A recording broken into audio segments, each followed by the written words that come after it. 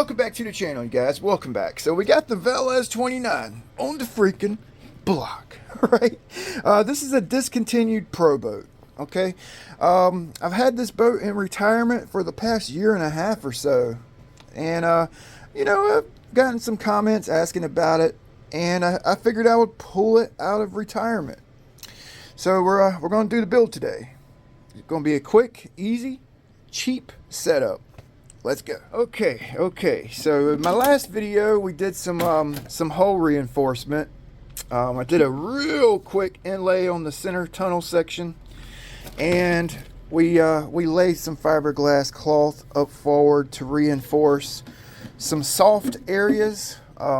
We've pushed this boat. It's like a 93 mile per hour, 95 with a flip boat. I mean, it's like I set it up for a saw boat. I blueprinted it right. And I've actually found some soft spots, and we've got it backed, so I feel confident we can, you know, get 80 mile per hour with this thing and have some fun with it, right? See the crack right here? That's the main reason I reinforced the tunnel right there, and then had a real bad soft spot here. So yes, we're ready to go. So like I said, this is a budget setup. We're going to use an Offshore Electrics Raider 150, okay? It comes with 6mm motor bullets and the triple S motor that we'll be using, the 2050 kV 4074. Actually comes with a 6mm bullet, so it's actually pretty much plug and play. Okay, from Offshore Electrics. It actually comes with the speed control, comes with a single EC5 connector. Last night I soldered up Series QS8. It has a built-in cat pack, 6S setup. Okay, gonna be running a 25 kilogram DS Servo, SR315 receiver. We're gonna have to cut our cable to size. This is a 0.187 3/16 imported cable, SMC HCL HP 7600s. I got some cooling line there if we need it to finish up a run. Basically the same exact setup I used to run. It just worked in this boat, so why change it, right? Small drive dog. Let's get started. All right, so I actually got these collets right here not too long ago. This is an ER8 collet, 5mm, and then this insert right here. It's actually interchangeable. You can change the size of this insert. Can't get it out right this second, but you could put a 4mm or a 5mm insert in, and I'm running the 5 because we're running a 0.187 cable. But I've heard good things about this collet. Now I could not get it. It's a tight bore. I could not get it to seat onto this motor shaft. Like it would go on like a few millimeters and then stop, right? So so what I did was I heated up the collet with my blowtorch, right? I heated up with my collet so I could expand the metal, and I pushed it on the shaft, right, real quick, and it kind of just sucked right on there, man. Sure, it's cold.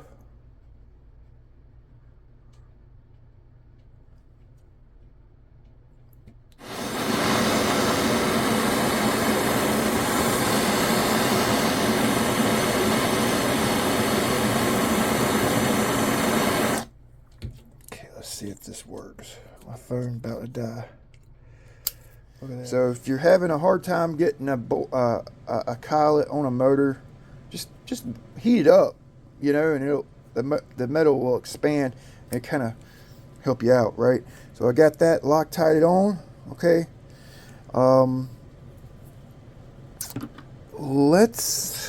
This should be a real quick setup. So let's go ahead and get this servo in.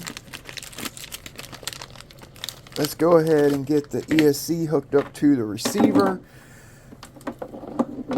because we need to zero out the servo. Let's go ahead and get this all squared away so we can work without stopping, right?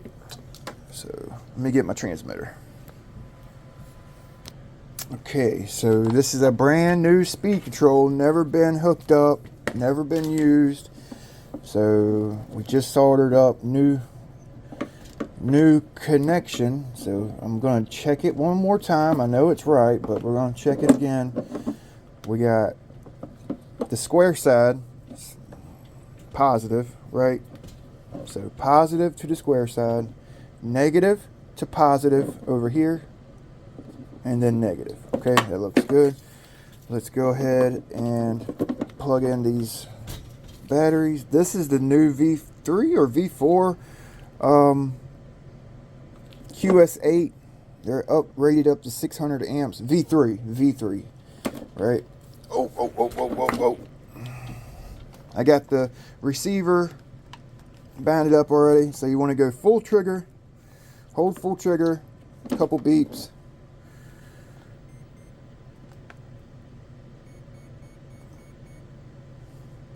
Boom, done.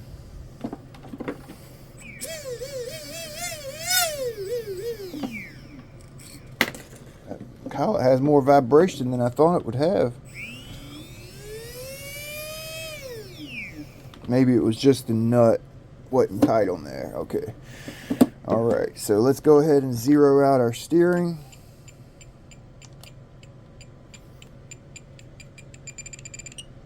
Zeroed out. Okay, so now we can unplug the batteries. And I'm going to go ahead and mount the servo. Pretty simple. I guess you want to make sure your servo's oriented in the right direction, right? How many times have you put a servo in and it was like flipped the wrong freaking way, right? So make sure that's right. I'm just going to go ahead and bolt these little L servo brackets on here. Pretty simple. Use my handy dandy tool here.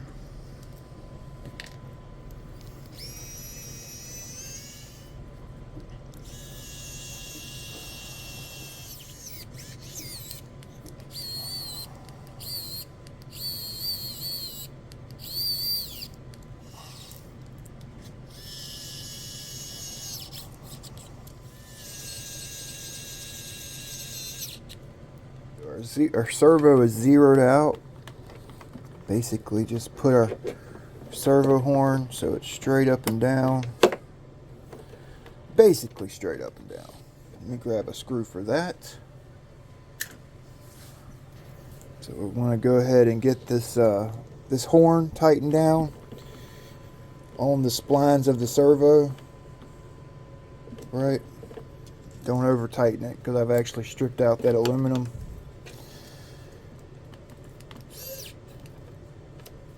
Okay, and then we'll get this main screw in. Okay, that looks good. Go ahead and get it screwed into the hull. Okay, we got the servo in. Let's check it out real quick before we go any farther.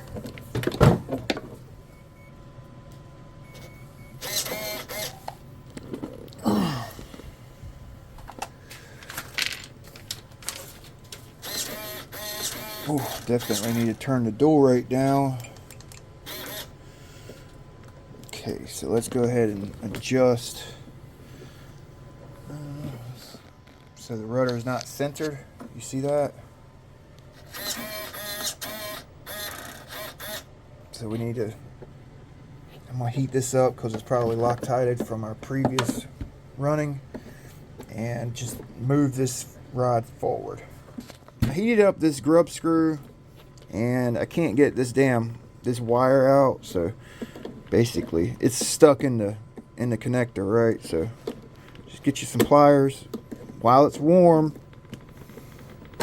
Okay, broke it loose. Okay, so now, okay, Okay, good deal. Now we can set our 0 steering on the rudder. Make sure it's in line with the keel, the sponsons, right? Okay, so basically, boom, boom, boom, right? And we'll go ahead and get it tightened down. Put some blue Loctite on it.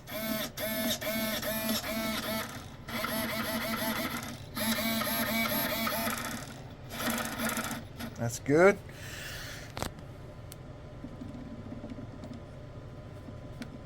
You're gonna need to tighten that up. So I'll probably pull this rudder off, and I'll just squeeze this top and bottom piece together a little bit, and it'll tighten it up for about 5 or 6 runs, and you'll have to do it again. So I got the rudder off here. I'm actually gonna just use these big pliers and press this bracket together. Let's see. Might have to. Okay. Tight. I think I'm just gonna. Well, let's actually see. Because I was gonna say I think I'm just gonna run it exactly how I had it, which is basically how you see it here, right? ESC forward, and then the batteries. I would actually run the batteries, if I remember right, I want to say I run them about right in here with my previous setup, but we've actually changed up the weight in this boat by adding the inlay and then the forward patchwork up here. So let's just see how this looks with the hatch on.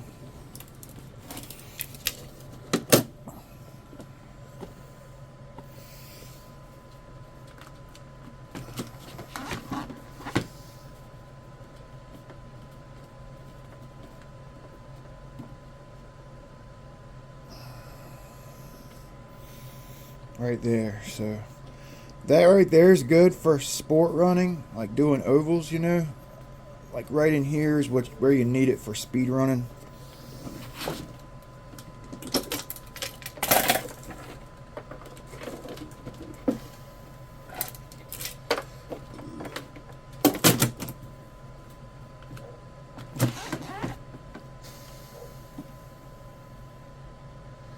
Oh yeah. Oh yeah. Yeah, so that's good. We'll be able to get our CG about right.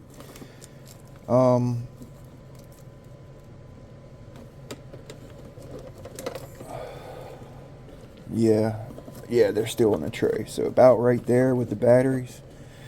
The motor's about where it goes. ESC's right here. So that's about as far forward as I can get my batteries, right? Without going off the tray too much. Yeah, that's good. Okay. I was gonna say if we needed to get the CG any farther forward, we could. I got foam in here. We could actually put the ESC farther forward if we needed to, but this is gonna work out perfect, I think. I was gonna actually mount my speed control right here like this, but I think I'm gonna mount it like this. It just kind of makes it easier with the battery wires, so that the battery wires aren't rubbing on the edge of this heat sink here. You see that? So these get used a lot, right? So they'll be kind of rubbing on the caps opposed to this metal. I've had a lot of guys mention that they've grounded out their wires because it rubbed the silicone sheath through to the bare wire. And these right here will basically, these will be over it, right? So we could actually put a piece of heat shrink over this. Let's actually do it.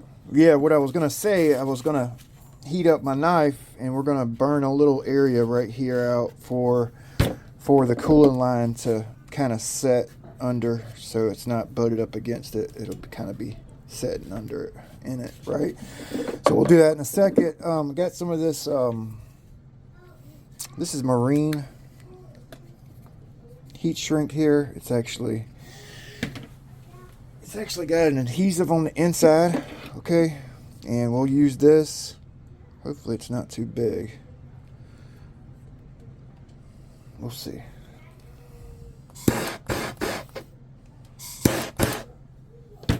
Okay. Just kind of keep it pushed down, and that should protect our main wire, right? So we'll go ahead and do that to all three of them. I'll get it shrunk down perfect. The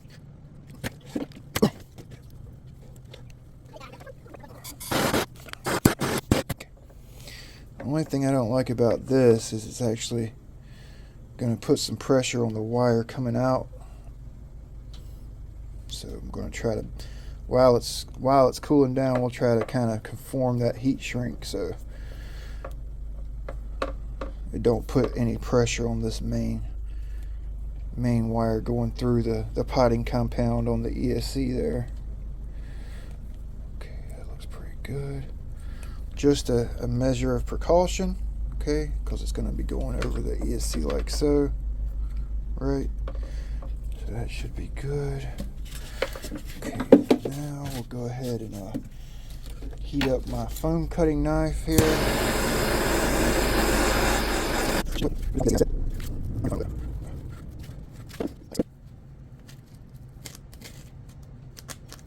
It don't have to be perfect, boys. Nobody's gonna see it, right?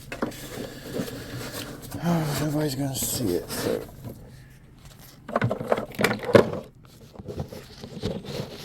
Yeah, see, it'll slide right in there like that. Okay, boom. It's got its own little area there. Okay. And then, yeah, the wires, that heat shrink will actually kind of hold the wires off the ESC so that the temperature from the wires don't transfer onto the heat sink, you know. So that actually kind of works for two different purposes, you know. So we don't mess up the wire, and it kind of holds it off the speed control. So that's pretty good. All right, so I had to go get a refill. Okay, so what we're gonna do, well, actually, I got my motor mounted up, and I always had an issue with this motor shuffling around on this stock mount. I would run it, and it would be like cocked to the side because these elongated holes, and you can only really get it so tight, even with Loctite.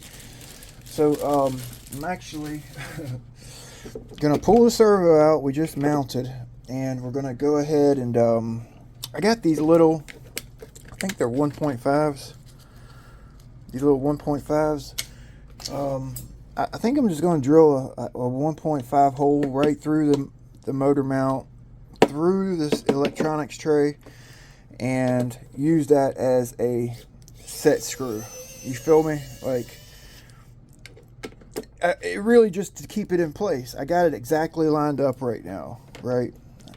I got the flex cable in, and it's lined up perfect in the coupler. Now this motor mount actually has up and down adjustability on the motor, so I really just need to make sure it's straight, and I got it pretty much where it needs to be, right? And then we can fine tune it up and down on the motor to the mount, right? So this out. Let's check the bottom here, see where we need to drill at. So we have an open area here, and then we have an open area on either side of this line here. Really, for a set screw, to be honest with you, really don't even need to put the nut on. It's a real small screw, you know. I mean, I guess I could go M3 with it, right? But I really just want it in there to keep it from shuffling around. That's it, right?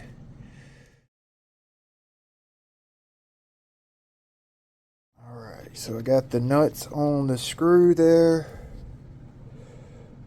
Yeah, that worked out pretty good. So I'm actually Loctiting my screw into this nut plate, and I'm glad I went ahead and drilled these out, because I just tightened down on this and I felt the nuts slip in there. So it's actually a good thing I went ahead and did this. So I'm gonna get these tight as I can. Guden tight, German tight. Okay, boom, boom, boom.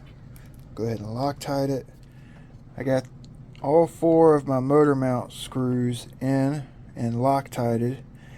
I just took these 2 out, put flat washers on it, give it a little more surface area to grip the motor. And I got my flex cable in. Just make sure before I tighten it down, everything's lined up. That looks good. Actually perfect right there.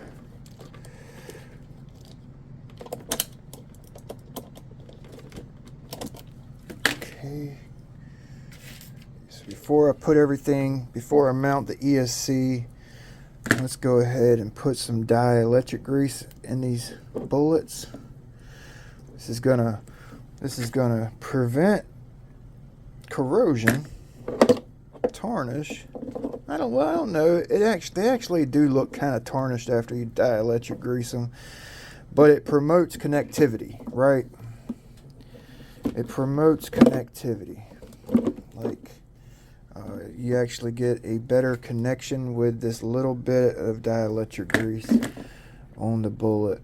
It helps you get these QS8s apart because these things are tough as hell to get broke loose sometimes, right? Yeah. Those of you who use them, you know, they can be tough, right? So I'm actually gonna spread these out a little bit so we get a good connection here.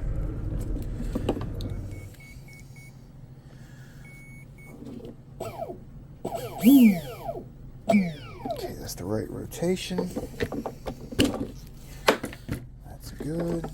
All right, so I'm gonna get some alcohol, clean the bottom of this, and we're gonna get it mounted up, double-side taped in. This tape does pretty good right here. So we're just going to use 1 strip down the middle. Probably should do 1.5, right? But we'll be okay. It'll be okay.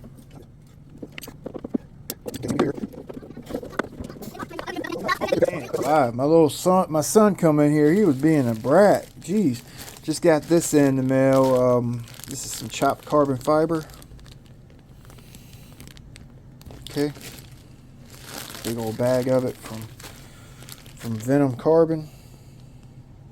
It's pretty. Yeah, it's pretty. Let's see if this will do it. Your extensions, you got to make sure you use the right size. Like for the ESC, the BEC to go to the servo. You wouldn't want to use this one, right? Needs to be the right size wire. Okay, so go ahead and get this hooked up. Boom, boom, boom.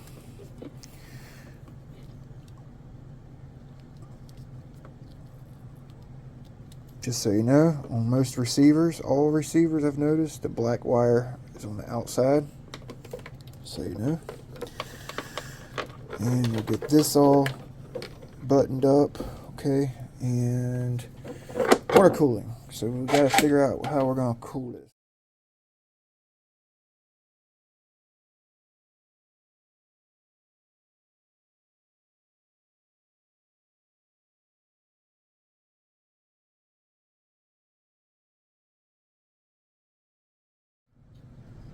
Okay, so you can see a difference in size there.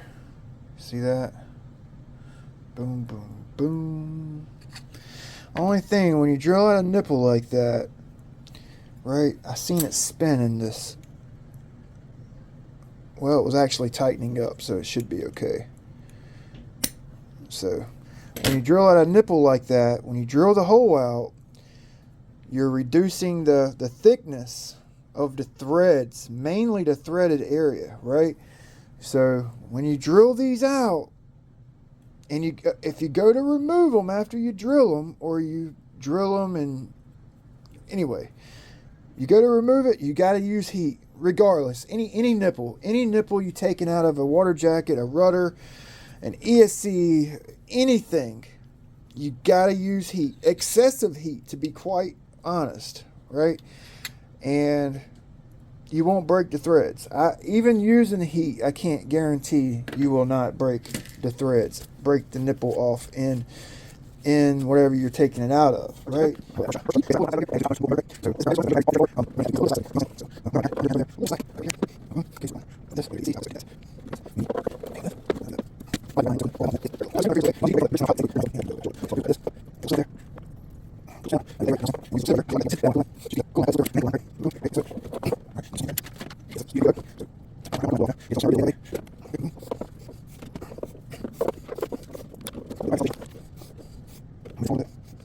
Okay, so we got the ESC in, water cooled, run, motor rotation, motor mounted up, collet, Loctited, motor mount situated. Steering is zeroed out, everything's kind of tidy in there. We do need to address this. I'll do that off camera, that rudder. Now we need to cut our shaft to length, but first we need to actually mount up the drive dog, figure out how or where we're going to mount the drive dog. So this is a 1916. I would never run this prop on this boat. Well, actually we might. Never say never, right? But that's a long hubbed prop is what I'm trying to say, right? So I want to make sure I have enough room on this shaft for the biggest prop I'd be able to run on here, right? So basically gonna mark it, and then we'll put our slit right there, okay, for the drive dog. Right, it goes right here where that grub screw is, okay? So basically it'll be sitting there. We'll be able to get this prop on. We'll be able to run an Oxteen 42 high rake, which is an awesome prop for this boat. One of my fastest props for this boat, to be honest. We'll be able to run a 1716 Proboat, 1716 Oxteen. Yep, that looks good. We'll be able to run Octura props with the shorter hub. Make sure you have enough prop shaft, but you don't want to leave too much prop shaft, right? You don't want to leave, if you can help it, like that much prop shaft, because you put your nut on and you have all this extra that's just more unsupported centrifugal mass spinning at high RPM. So you want to try to keep you want to try to keep it as short as possible, you know. So I'm gonna go ahead and cut this drive dog slit. I used to file it. Used to take a lot of time doing it here lately, and I have no issues just whipping through it with a grinder, with a cutoff wheel, really.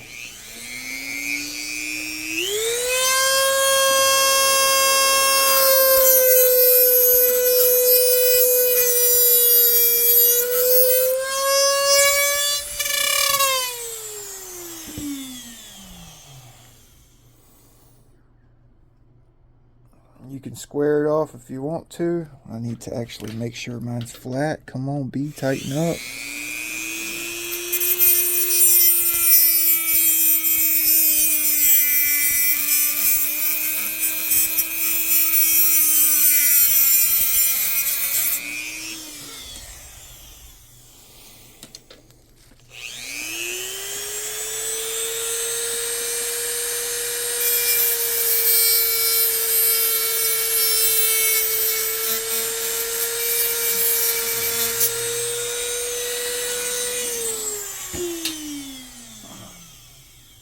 Do it as nice or as quick as you want to. Spend as much time as you want to on it, right? Boom. It's perfect. Okay. So we're going to Loctite this sucker on there. Get the right tool for the job here. So I usually Loctite the ever-living shit out of my drive dogs. I put some on the shaft. I put some in the coupler, which I probably should have made sure it was drilled all the way through. Sometimes they leave some material in there and it won't cinch all the way down on the cable, so double check that. Get it on your flat spot, okay? Get your screw in there.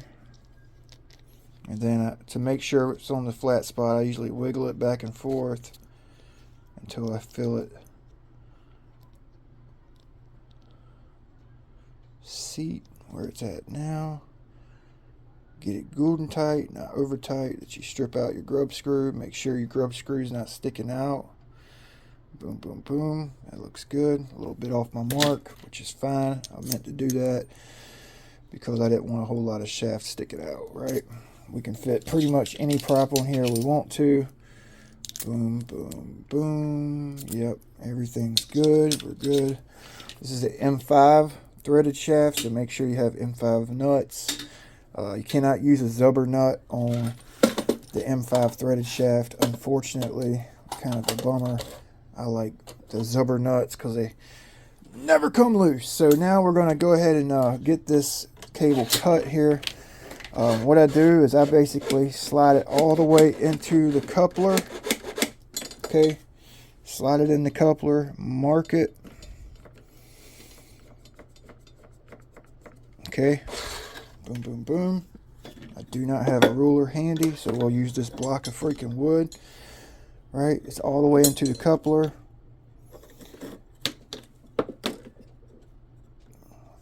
Get it on the end of your, whatever you're going to use as a measuring tool. Okay, like that. And then you basically put the drive dog on the end where the end of your cable was. Put the drive dog there. Leave a little gap for your Teflon. And you make your mark where you're going to cut it. Now I have two marks close together. The main mark, the one we're about to cut, is not wrapped all the way around the cable. Okay.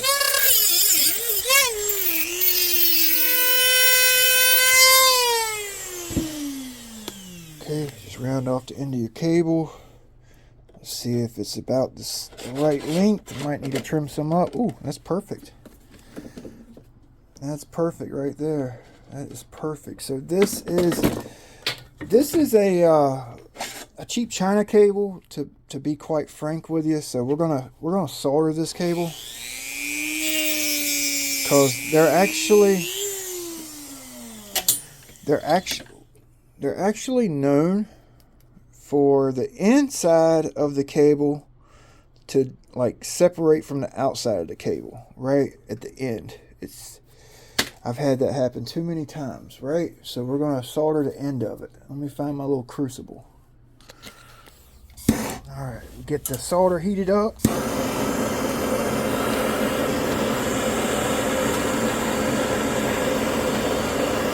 something to wipe your cable off with. I use the flux to cool my cable down, right?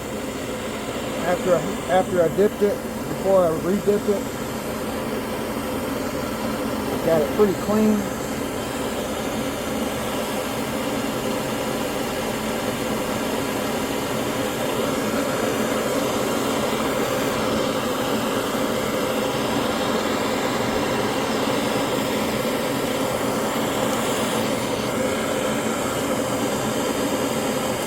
You want your solder to be hot, and you want to wipe it right off right after you dip it.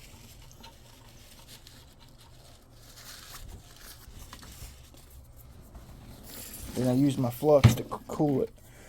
I mean, you can use water, but it's just what I got. That looks pretty good. Got some caped up right there. Just thinking I'm gonna dip it again.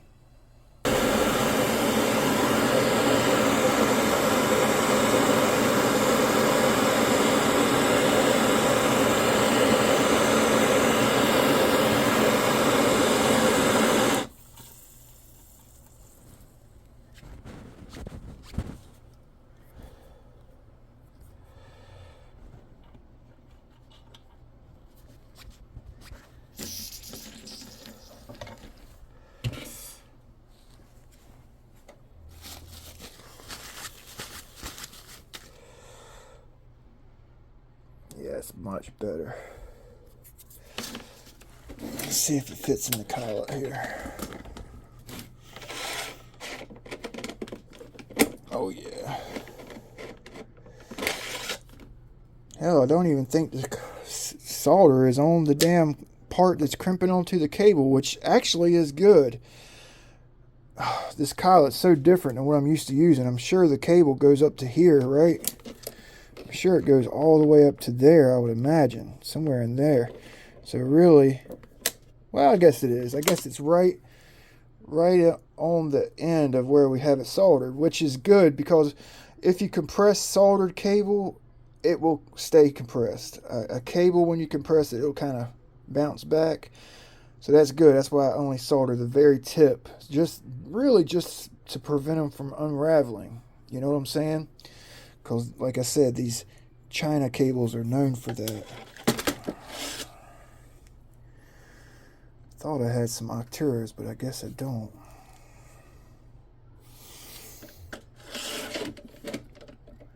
Oh, this bearing's wore out on this strut.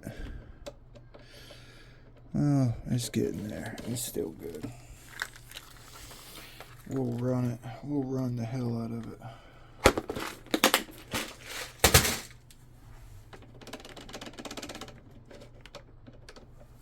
Let's grease this puppy up. It's been a while. I actually blew this out because I had cut this stuffing tube short because I'm running that long ass collet. So I'd cut it short, so I blew it out, so it should be good. We got a Teflon washer on here, thrust washer. Okay, scored grease all in my drive line, so I'm gonna stop up the stuffing tube here, so hopefully we don't have a whole lot blow out.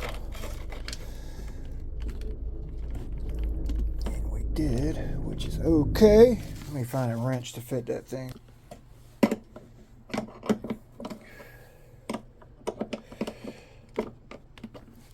Got our gap set back here. Yep.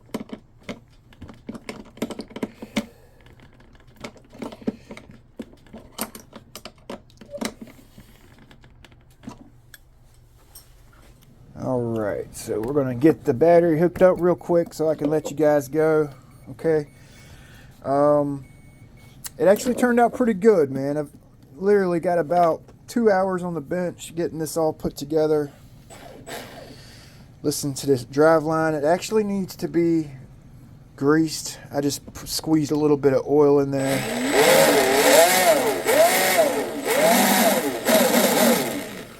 The collet sounds pretty good. Cable don't sound good. The stuffing tube needs to be replaced. It got burnt. Had the motor in a crash. It got cocked sideways and it landed it, and I drove it back and checked it. It was a poof of smoke in here, and the stuffing tube got kind of burnt, right, because the motor was cocked to the side. Hence the reason I went ahead and put those screws in there. Okay, so eventually we need to change out the stuffing tube. I'm not doing it right now. We'll work on it as we run the boat, right? So she's pretty much ready to go. I dialed back the steering travel just a little bit. I'm on like 70, I think. I need to put some expo on that. And pretty much ready to go. Pretty much, yeah. That's a precision collet. Now, it's cut bored. It's bored to a real tight tolerance. I don't know how the freak I'm going to get it off. I got a gear puller. I can get it off. But, yeah, see this eddy collet right here? I just got this for reference. I don't use this collet because it don't fit none of my motors tight, right? So when you drive these grub screws down, it's gonna pull this collet offset, right? And it's gonna make a lot of noise. Even with this stuffing tube wore out, it sounds okay. Okay, that's a nice collet. I just don't know how the hell I'm gonna get it off. We'll figure it out. So before I let you go, I do want to show you this. You guys might get a kick out of this. So these are like, you know, a long boy pack, right? 7600 SMC, real thick, long, skinny pack, right? Check this out.